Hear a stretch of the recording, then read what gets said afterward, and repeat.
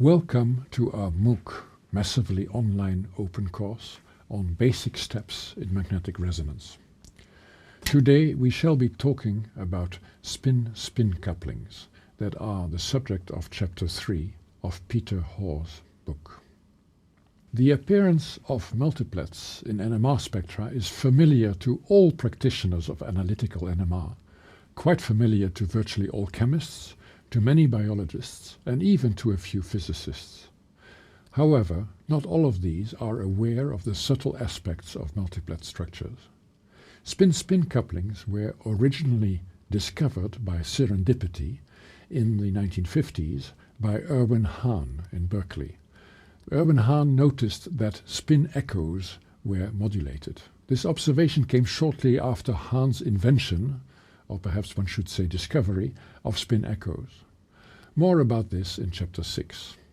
Such echo modulations can be observed even when the homogeneity of the static field is too poor to resolve the multiplet structures, as indeed was usually the case in the 1950s. Scalar couplings have a few important properties. First of all, they are isotropic. That means they do not depend on the orientation of the molecule with respect to the external field. And they're also field independent. That is to say, they have the same magnitude at, say, 400 or 800 megahertz. They are mediated by electrons via the so-called Fermi interaction and are said to be through bond as opposed to through space. It is still a challenge today to calculate scalar coupling constants with reasonable accuracy. If the coupling constants are known, the multiplets due to scalar couplings can be predicted with remarkable accuracy by simple diagonalization of the matrix representation of the Hamiltonian in the product base. The agreement between theory and experiment is viewed by some as a nice confirmation that quantum mechanics actually works perfectly in this case. This perfection is due to the fact that Hilbert space, the space that contains all the states, is of finite dimension. Multiplets due to scalar couplings give crucial information about molecular symmetry. They often offer great opportunity to practice group theory. Multiplets due to scalar couplings give unique insight into populations of rotamers and into their interconversion, another fascinating aspect where NMR allows the chemists to grasp the mobile, flexible, and generally speaking dynamic nature of most molecules. Chapter 3 of Peter Hoare's little book on nuclear magnetic resonance is dedicated to spin-spin couplings. In a characteristic fashion, Peter Hoare speaks first about the manifestations of these effects in a sort of empirical fashion, and then proceeds to explain where they really come from.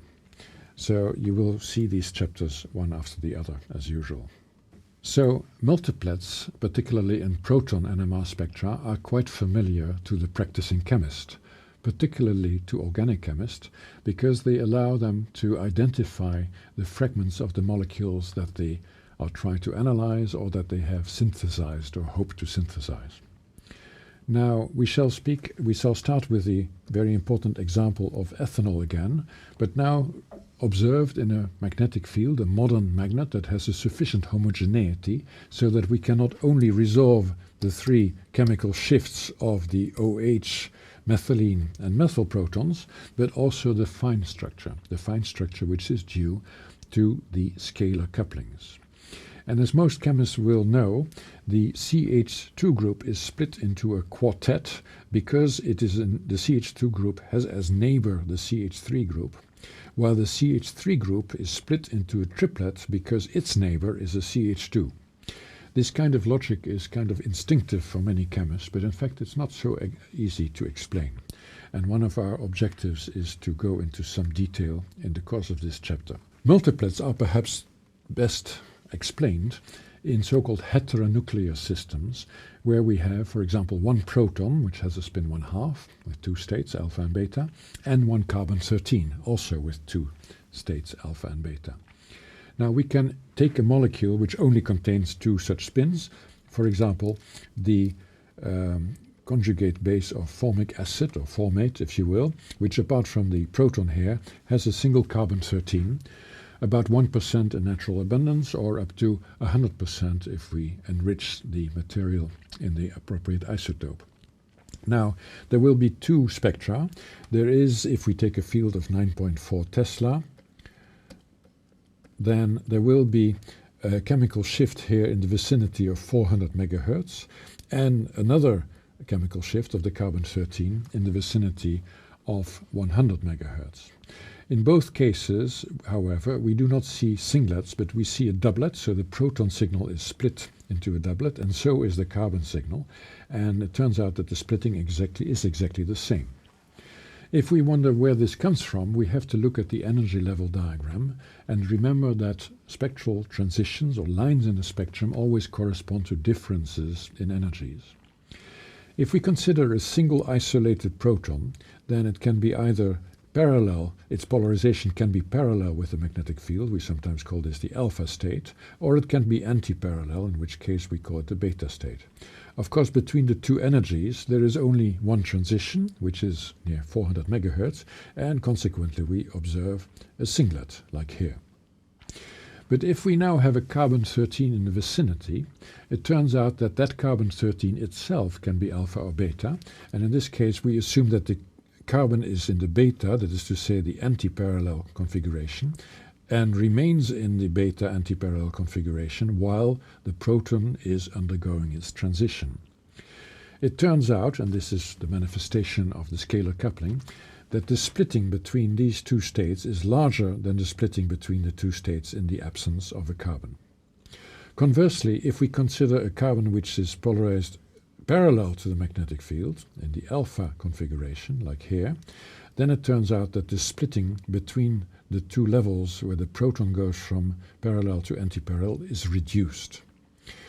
And if we think of the spectrum, in this case the splitting is enhanced from here to here, and consequently the line moves from central frequency to higher frequencies. Remember that frequencies in spectra run from right to left, in NMR anyway, whereas the other line here has a reduced energy splitting and therefore a lower frequency, so this line turns out on the right hand side. So the effect of the scalar coupling, we could call it the one-bond scalar coupling because there's only one bond between these two nuclei, in formate is to split the line of the proton into a doublet, and likewise, we can, as a different argument, split the carbon-13 line into this doublet with the same spacing. Now we can try to do this argument in a slightly more general way and also more fundamental, so that we can include arbitrary energies and arbitrary numbers of spins. For example, if we consider the energy of a state, so we have now many states, and these states are specified by magnetic quantum numbers m, lowercase m, which could be either ma, can be either plus 1/2 or minus 1/2. So each energy level diagram is specified by two quantum numbers, and each of them can be either plus or minus 1/2. And having said that, the energy level diagram is primarily determined by this expression h times nu, that's the Larmor frequency of spin A, and then h times nu x, that's the Larmor frequency of spin x. H in this case is of course Planck's constant, Planck, because the energy here is expressed in joule, as it should be in the international system, though in practice NMR spectroscopists often express their frequencies in hertz, which you can achieve by dividing the energies by Planck's constant. So we often write things in hertz, which amounts to energy divided by Planck. Now, anyway, in this equation it is written correctly in terms of joules, and you see that the main effects come from the offsets, from the chemical shifts, excuse me, but there is this perturbing term here, which is due to the scalar coupling between A and X, and it turns out that if MA and MX have the same sign, then we have a positive contribution of 1/4 times H times J. If they have opposite sign, then we have a negative contribution. So we see this very nicely on this diagram. First of all, we start with a molecule in the absence of a magnetic field. Then we switch on the field for the A nucleus. We see a splitting. So this is the Zeeman splitting for spin A, which could be the proton. And then we have another Zeeman splitting for spin X, typically the carbon-13. By the way, the ratio of this splitting to this splitting should be equal to the ratio of the gamma carbon divided by gamma protons. And then we see the effect of the coupling is to increase this somewhat, because the two magnetic quantum numbers are -1/2 times -1/2 is, of course, +1/4. So we have an increase here. And here, because we have a product of -1/2 and +1/2, the product will be -1/4. And indeed, the energy decreases like this. Here it's again -1/4 because of that product, because it goes down. And here it's +1/4, and indeed the energy goes up. So this is clearly a manifestation of this equation. So in practice, if we look at the transitions, you see that the A transitions, in the absence of a splitting of a J coupling, we have just one line for the A, that would be in this case the proton, and one other line for the carbon. But as soon as we introduce this interaction, the J, then the A splits up in a doublet, and the X spectrum splits up in a doublet with equal spacing. And in this diagram, you can see that they have aligned, or Peter Hoare has aligned these arrows here with the line in the spectrum, and this logic has been used throughout. It is interesting to notice that Peter Hoare likes to draw energy level diagrams in this vertical fashion. Many NMR spectroscopists are tempted to draw a diagram more in this fashion, in the fashion of a lozenge, where these would be the transitions of one spin, and this would be the transitions of another spin. And somehow some of us think it's easier to remember this. So this would be for a homonuclear system, or for this heteronuclear system, you would have large transitions for spin A and smaller transitions, smaller energy differences for transition. So this would be the A transitions, and this would be the X transitions. Some people prefer this kind of drawing over this sort of vertical ladder type of representation. It turns out that in larger spin systems with 3 or more spins, we have more complicated multiplets, and that these multiplet patterns can be built up, as it were, from different splittings that are invoked one after the other in a sort of cascade of splittings, or sometimes called a tree. And we can see here that if we have a given spin that resonates at a chemical shift A, it will be split into a doublet if we have a neighboring spin M with a coupling JAM, and this doublet will again be separated, split into a sub-doublet by a spin X with a coupling AX. And so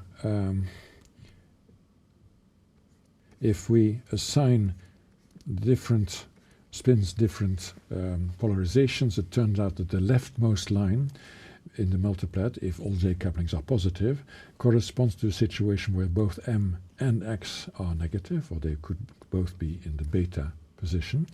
Whereas in the second line from left, the spin M is still in the beta position, but alpha has flipped over from beta to alpha, and so this can be assigned like this. And so this is a very elaborate way of interpreting the different components of a multiplet in terms of states. I should say at this level that one can also construct energy level diagrams like this. And for example, for a 2-spin system, it would be like this. And if we have a third system, then it would be like this. So we have 2 lozenges, and we can connect them like this. And it turns out that the parallel transitions of this cube correspond to transitions of a spin A, and other parallel transitions, for example, these could be the transitions of spin A, and other transitions would be those of spin M and spin X. But one of the purposes of this particular picture is to show that under certain circumstances, the coupling between AM and AX may become equivalent, and then we speak of a situation where spin A is coupled to a spin X and another spin X, and in such a way that the scalar coupling constants are accidentally or by symmetry equal. In that case, we have only one J, and it's called JAX, and you can see what happens in this diagram. The central legs of these two doublets here are shifted on top of each other and become degenerate. And this degeneracy means that the central line is twice as intense as the individual lines on the left-hand side. And we can take this one step further. We can consider a case where A is coupled to 3 different nuclei, all with the same coupling constant, and so this is known as an AX3 system. And in that case, we have a quadruplet with a so-called binomial intensity distribution, and each line can be assigned to the polarization of the neighboring X nuclei. Now, it turns out that these multiplet patterns can be generalized in terms of so-called Pascal's triangle, or this is just a way of rationalizing in a simple way a binomial distribution. You probably know how the Pascal triangle is built up. For example, this number 3 here is just the sum of numbers 1 and 2 on the line above, and you can use that rule systematically all the way down. And what you see here are the distributions, the line distributions of different spin systems. This is the isolated A spin, a 2-spin system, an AX2, AX3, etc., AX6.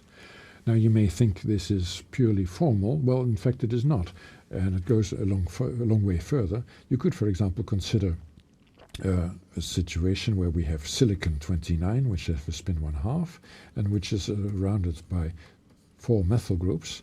This substance is called TMS, tetramethylsilane, and in fact it turns out that there are 3 times 4, 12 equivalent protons, so the system is actually an AX12 system, and you can imagine that you have to expand the Pascal triangle a very long way to go that far.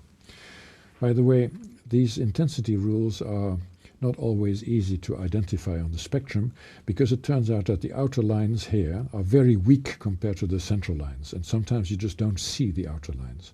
And one way of not being fooled by the fact that the outer lines may be drowned in noise is to compare this inner lines or the central components. In this case, we have 15 to 20 to 15, which is of course distinct from 1 to 2 to 1, and therefore we can identify on which level of the Pascal triangle we are without actually measuring numbering out the full list of lines. So there are many cases where couplings involve nuclei, so-called quadrupolar nuclei, which have spin quantum number I larger than 1/2. The simplest example being the deuterium nucleus, which has a spin 1, but there is also the nitrogen-14 nucleus with a spin 1, or the lithium-6 nucleus with a spin 1, and many others, not to mention all the higher spins. Now let's take a simple example where we consider a carbon, in this case a carbon-13, attached to a deuterium nucleus. It turns out that, and we shall call this carbon nucleus spin X, and the deuterium nucleus will be called spin A. Now it turns out that the energy level diagram is composed of the following.